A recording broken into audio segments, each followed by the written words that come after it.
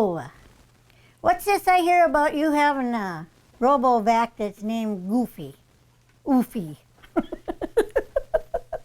You gotta call it something. It's nice to have a maid though. Really nice to have a maid.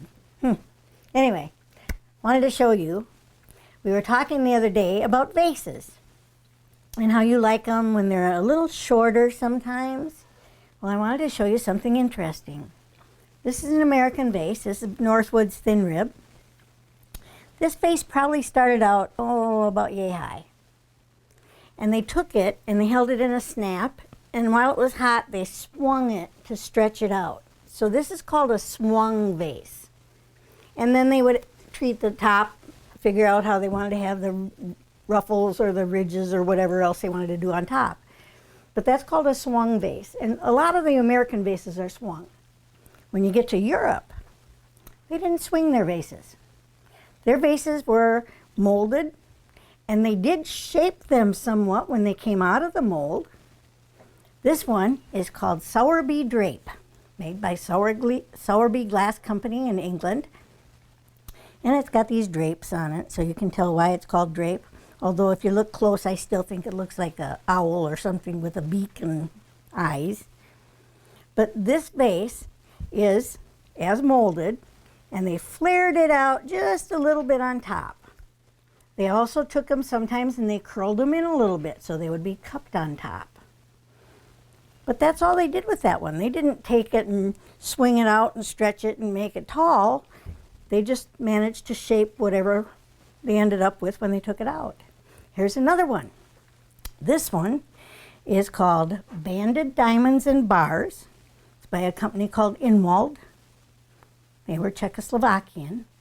And this is as it came out of the mold. That's the way they shaped it when they brought it out. They may have opened them up a little bit more or cupped them a little bit more.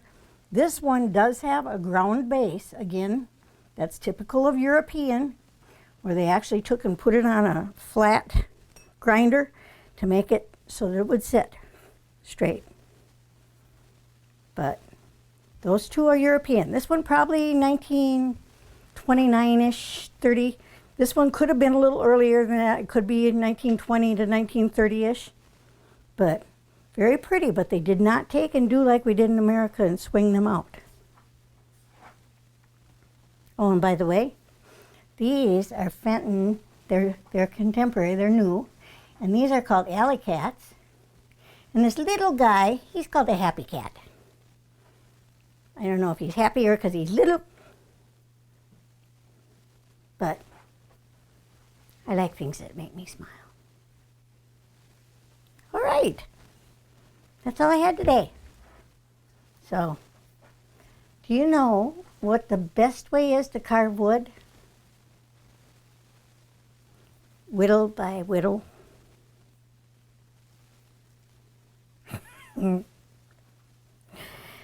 Don't take the fingers off. Keep smiling. Have a good day. See you next week. Still looks like an owl.